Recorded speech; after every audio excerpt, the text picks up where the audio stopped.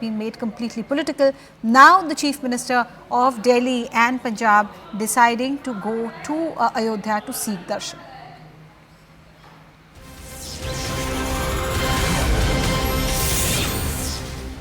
Moving on to Pakistan, it's a major CNN News 18 exclusive. A crackdown has been launched on the Pakistan's Tehreek-e-Insaf Party website in the neighbouring country. Top sources tell CNN News 18 that the decision comes amidst Pakistani army's apprehension of a major revolt on the street of Pakistan. PTI candidates want President Alvi to invite them for government formation on ground that they have emerged as the single largest party.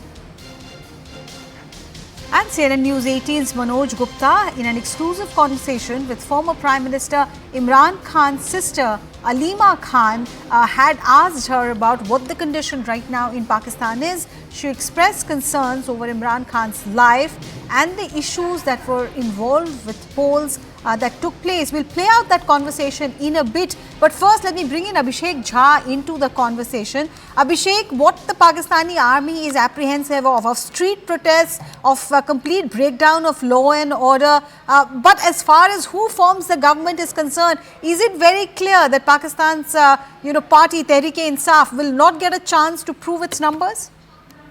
Well, Pakistan, the PTI has not been recognized by the Election Commission right now because the number of candidates are exactly supported by PTI. They are backed by PTI, but there's still a block of or a group of candidates who are affiliated to that party. Talking about other two parties, that is PMLN and PPP, led by Bilal Bhutto, they are in deep negotiations to form a government. But these negotiations are also going on in a matter of, that they are trying to decide which leaders will have what post, which will become Prime Minister, President, Senate Chairman, and other ministerial portfolios. Meanwhile, Army has a nightmare that is reminiscent of 9th May 2023 when we saw for 2 days, almost 2 days, entire Pakistan was feeling a lot of anarchy because of these PTI supporters who were up on the streets, blockading all the highways, attacking army installations across Pakistan. And that was because Imran Khan was arrested. So that is something that can happen once again because the massive turnout, the massive support that the voters have shown to PTI supported members, that is unprecedented. And army probably thought that once Imran Khan is in jail, senior leadership gone, party deserted, the symbol snatched, probably the party will fall by its own self. But in fact, the sympathy wave has made a huge comeback for Imran Khan's party. And now army is apprehensive that if Imran Khan's legislators are not given due position or due space in the parliament, in the entire political landscape in Pakistan, that can actually, the anger and frustration of the people can turn against army. Okay. And that will be really difficult to deal with in the streets because the huge amount of support that people have shown for the, not only in National Assembly, but also in state assemblies in Punjab province, in Khyber Pakhtunkhwa province. All right. Abhishek, keep an eye. The situation is fast developing in the neighborhood. We'll come back to you. But like I said, Manoj Gupta had an exclusive conversation with Imran Khan's sister. Let's listen in to what Aleena Khan had to say as far as the current situation in her country is concerned. I want to know about the results. The rigging has taken place. So what is your take on that? It's quite simple. PTI has 1/2/3 majority. They have the polling station stamped results. All the candidates have the stamped results in their hands. So how can the results change after they have all the results in their hands, stamped by the polling presiding officer?